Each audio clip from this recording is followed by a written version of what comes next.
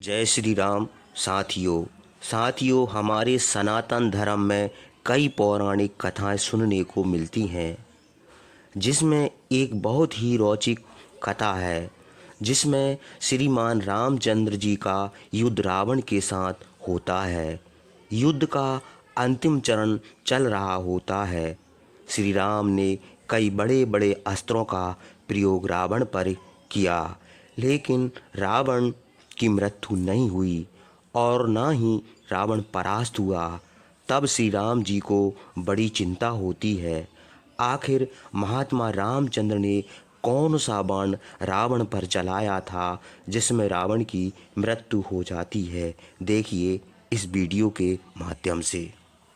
युद्ध करते हुए राम और रावण को देखकर सबको बड़ा विस्मय हुआ।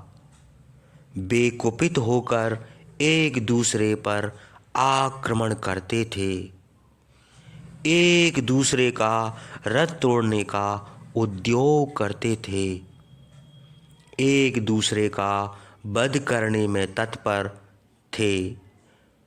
मंडलाकार सीध तिरछे इधर से उधर, उधर से इधर आते जाते थे और भयानक हो गए थे। सारथी भी रथ हाँकने की चातुरी दिखाता था। राम और रावण एक दूसरे को पीड़ित कर रहे थे। दोनों वीर एक दूसरे के रथ पर बाणों की वर्षा करते थे। बरसते हुए दो मेघों के समान देख पड़ते थे। इस तरह युद्ध में अनेक प्रकार की गति दिखाकर फिर एक दूसरे के सामने खड़े हो गए। उनके रथ इतने समीप थे कि घोड़ों के मुंह से मुंह मिल गए और पताका पताका में मिल गई। तब रामचंद्र ने 4 पैणे बाण रावण के घोड़ों को मारे।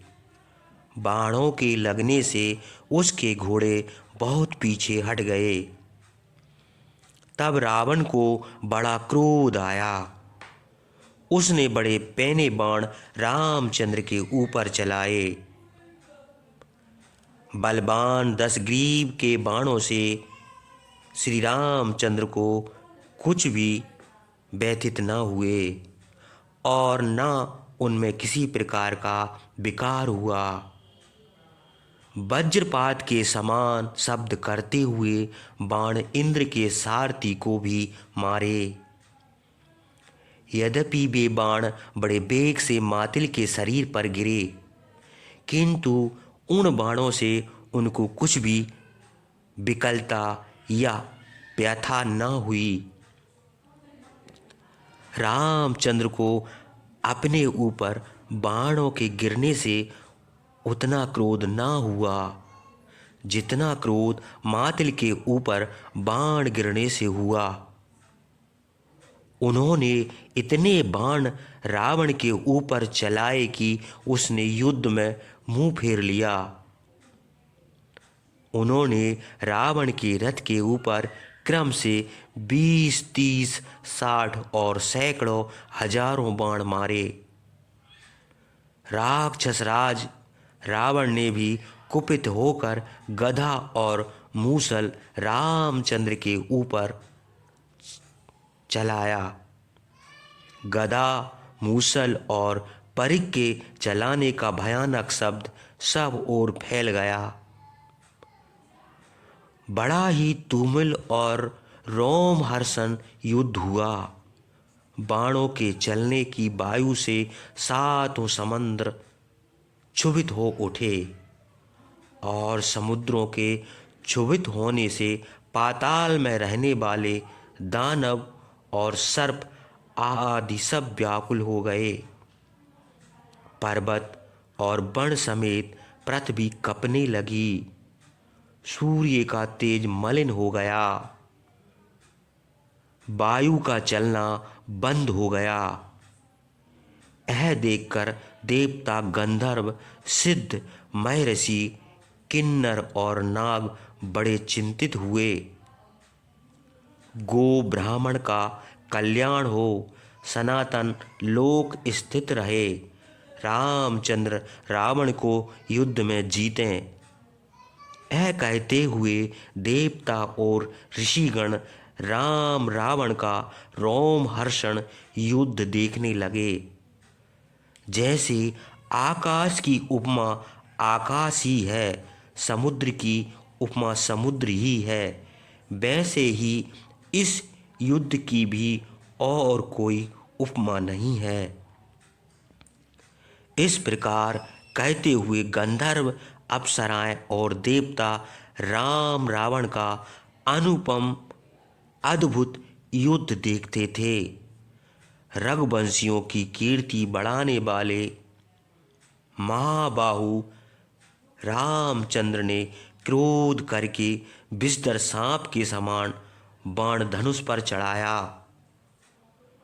उस बाण ने रावण का कुंडल सहित सिर काटकर पृथ्वी पर गिरा दिया।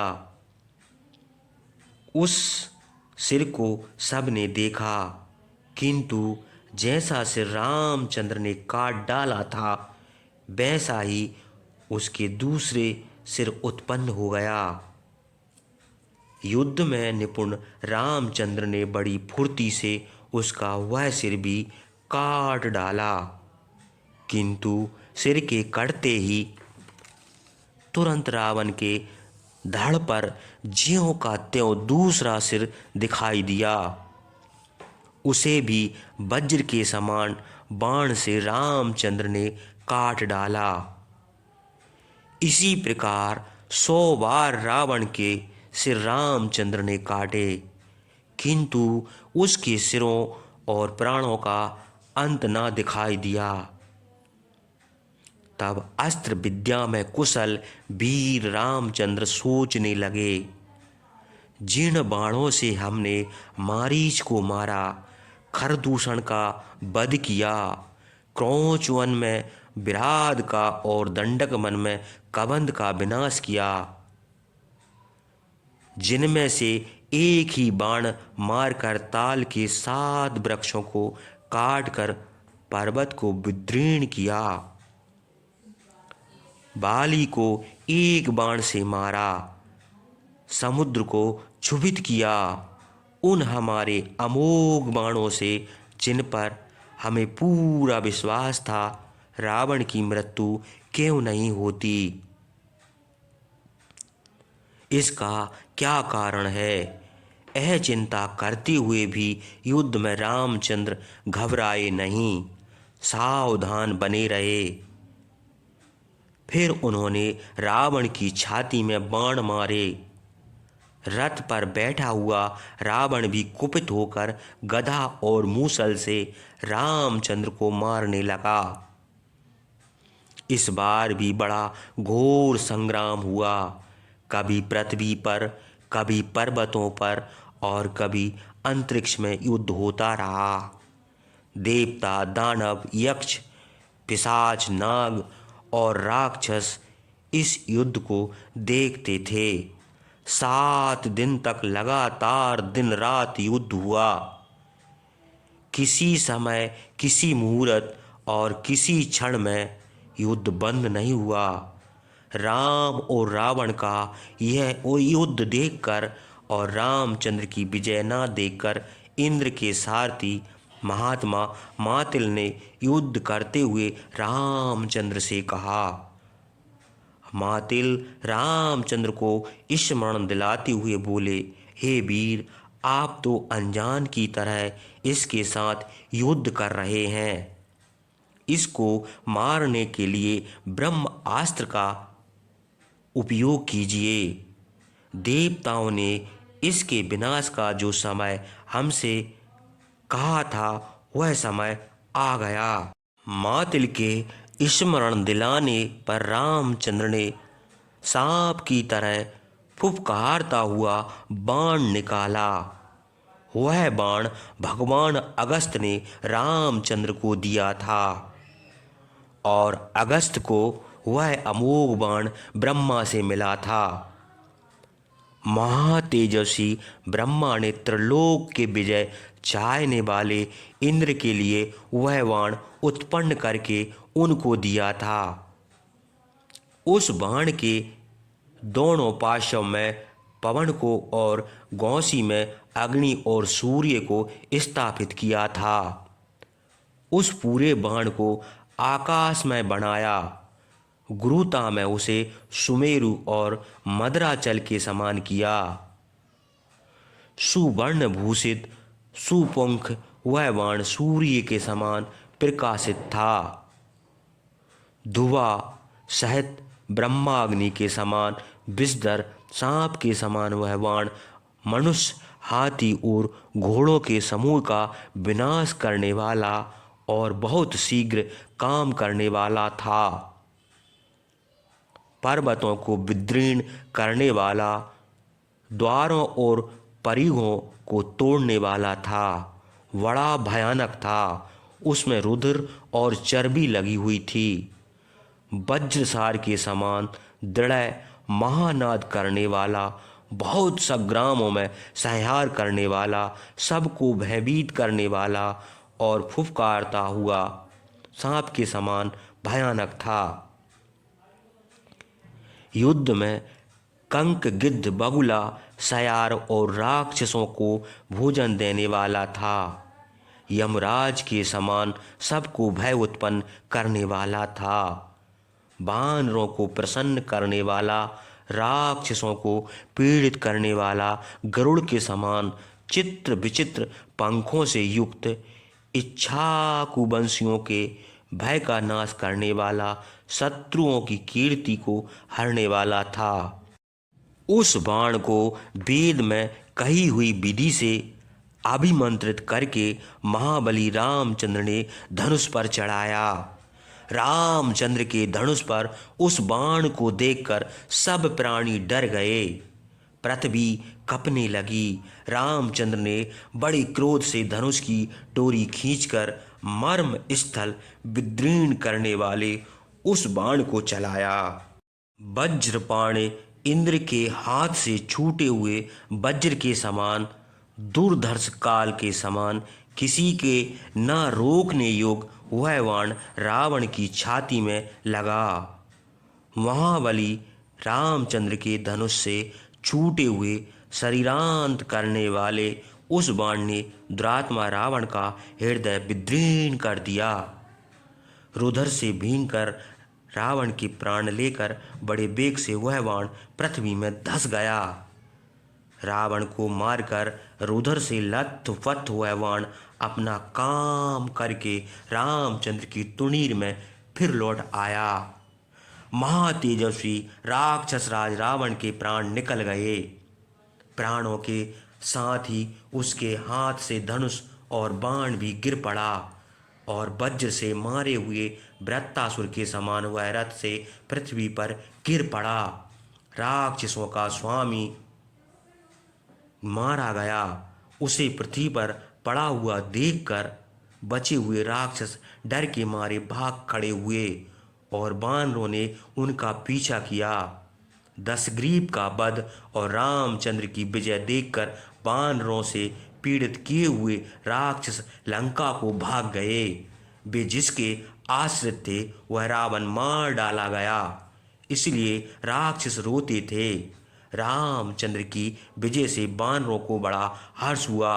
वे रामचंद्र की जय और रावण का विनाश कहते हुए बड़े हर्ष से गरजते थे। आकाश में देवताओं का नगाड़ा बजाने लगा। सुगंध वायु चलने लगी। आकाश से रामचंद्र के रथ के ऊपर पुष्प वृष्टि हुई। देवता रामचंद्र की स्तुति करने लगे। देवताओं ने साधु साधु कहकर रामचंद्र की प्रशंसा की। वह शब्द सबको सुनाई दिया। सब लोगों को भय देने वाला दुरात्मा रावण के मारे जाने पर देवता और चारण गण बड़े प्रसन्न हुए। राक्षसराज रावण के मारे जाने से सुग्रीव अंगद और विभीषण के मनोरथ पूर्ण हुए। शांति से वायु चलने लगी, दिशाओं में प्रकाश हो गया, आकाश निर्मल हो गया, पृथ्वी का कांपना बंद हुआ, सूर्य का तेज स्थिर हो गया। युद्ध में विजय होने से सुग्रीव, विभीषण, अंगद आदि सुहृदय लक्ष्मण के साथ रामचंद्र के पास आए और उनकी प्रशंसा करने लगे। दृढ़ प्रतिज्ञ रामचंद्र शत्रु को मारकर अपनी सेना के साथ युद्ध भूमि में वैसे ही शोभित हुए जैसे देवताओं के साथ इंद्र शोभित हुए थे।